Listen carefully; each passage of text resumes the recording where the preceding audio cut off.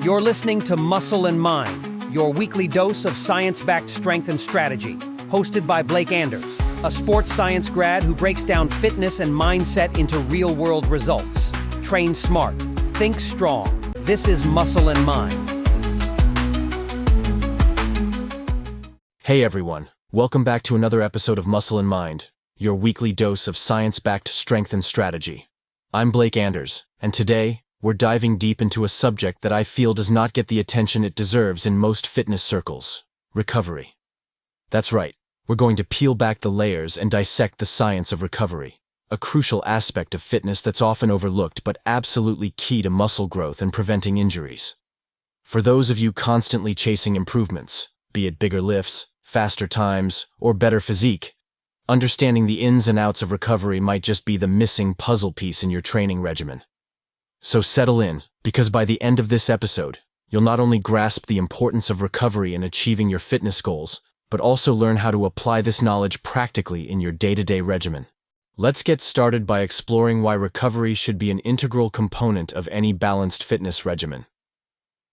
Most people concentrate heavily on the effort put into training sessions, sweat-drenched workouts, and pushing through barriers. While that intensity is undoubtedly important, the part that often gets neglected is the science of recovery.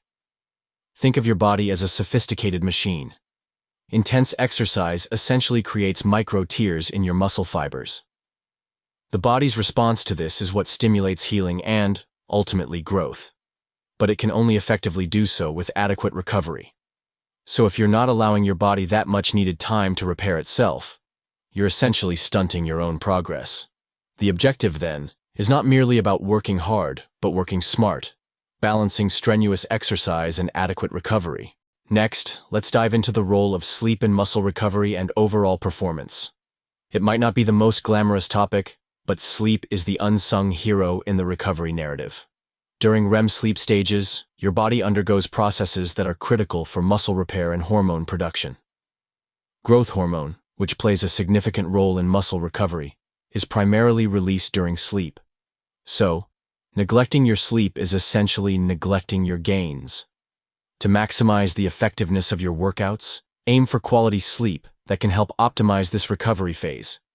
We're talking about 7 to 9 hours of uninterrupted sleep per night for most adults. And here's a tip.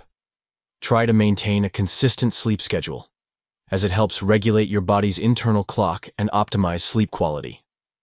For those struggling with getting solid sleep, consider strategies like minimizing screen time before bed and creating a relaxing pre-sleep routine. It's always those small, consistent habits that make the biggest difference. Now, let's talk about overtraining.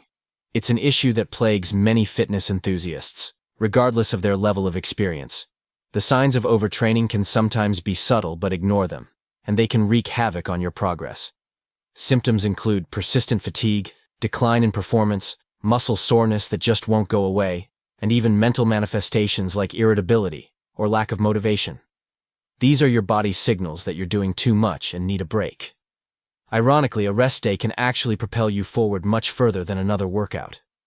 Rest days are not optional extras. They are essential components of any effective training plan. Think of them as strategic interventions rather than setbacks. During these periods, focus on light, regenerative activities like walking or gentle yoga. Incorporating these into your routine helps maintain blood flow to recovering muscles without causing additional stress. Speaking of including recovery, let's explore effective scheduling techniques meant to optimize recovery within your training plan. Smart scheduling, otherwise known as periodization, is about working out today so you can still work out tomorrow, next week, and years down the line. This involves rotating the intensity and volume of workouts through distinct periods. By varying the stimulus provided to your muscles, you promote consistent gains while minimizing burnout and allowing adequate time for recovery. A well-designed program will balance different types of workouts and rest days to promote muscular adaptation rather than breakdown. It's like having a productive work week with weekends to recharge. Try a scheduling pattern where strength exercises, cardio, and flexibility workouts are balanced against days devoted entirely to recovery. Let's now shift our focus to the role of nutrition in adequate recovery. It's impossible to speak about effective recovery without talking about nutrition. The foods we consume provide the bedrock of energy and materials our body needs for muscle repair and replenishment. Post-workout, aim to consume a meal rich in high-quality protein and complex carbohydrates. Protein aids in muscle repair, while carbohydrates help replenish glycogen stores that fuel your workouts in the first place. Hydration is equally critical, so make sure you're drinking plenty of water throughout the day, not just during or after workouts. Dehydration can seriously impair recovery, so keep that water bottle handy. Think of your nutrition as the fuel that keeps your recovery engine running at full tilt. Now, what are some practical strategies you can apply to enhance recovery? Recovery isn't solely about rest. It includes active recovery techniques as well. Low-intensity recovery work, like swimming, biking, or brisk walking, facilitates blood flow and nutrient delivery to muscles, without the stress of a full workout. Foam rolling and massage are also excellent for alleviating soreness and improving muscle elasticity. If you're someone who prefers more structure, consider incorporating yoga or mobility sessions. In essence, active recovery is the bridge between rest and full recovery. By making these practices a regular aspect of your routine, you help create a sustainable cycle that yields better, longer-lasting results.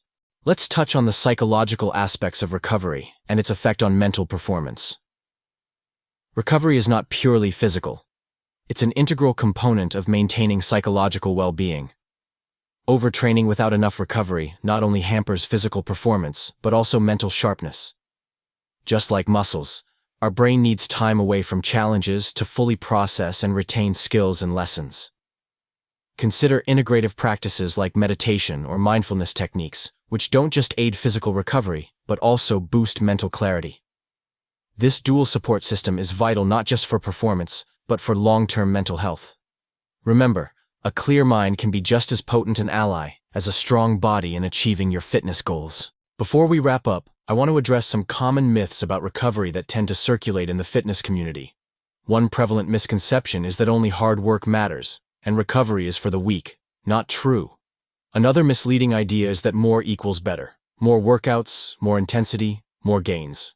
But in reality, smart recovery is what maximizes the hard work you put in.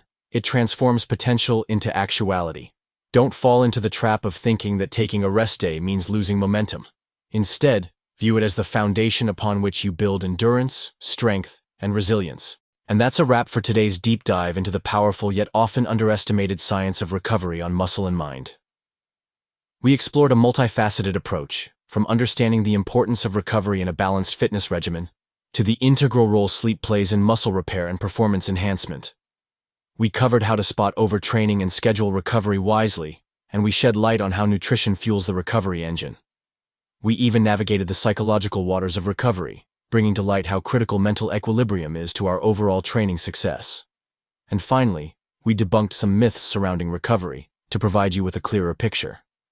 As always, our aim is not just to train harder, but to train smarter. I hope you found value in this discussion and are inspired to prioritize recovery moving forward. Your journey to strength and resilience is as much about on-the-gym effort as it is about off-the-gym healing.